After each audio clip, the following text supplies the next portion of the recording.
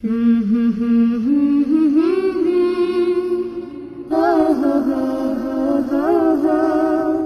Graduation বরেণ্য বুজুর্গ শাইখুল হাদিস আল্লামা হাফিজ নুরউদ্দিন আহমদ গওহরপুরী রহমতুল্লাহি আলাইহি প্রতিষ্ঠিত ঐতিহ্যবাহী জামিয়া গওহরপুর সিলেটের ৬০ বর্ষে পদার্পণ উপলক্ষে ষষ্ঠ পাগড়ি প্রদান কওমি গ্রাজুয়েশন ১০ সালা দস্তারবন্দি ২ ফেব্রুয়ারি ২০১৭ বৃহস্পতিবার সকাল ১১টা।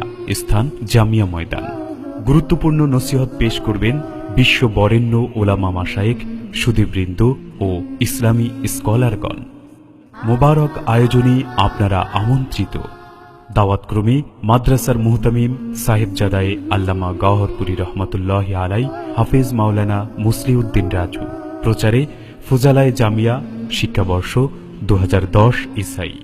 কাতিব মিডিয়া, সুস্থ বিনোদনের অনলাইন ঠিকানা।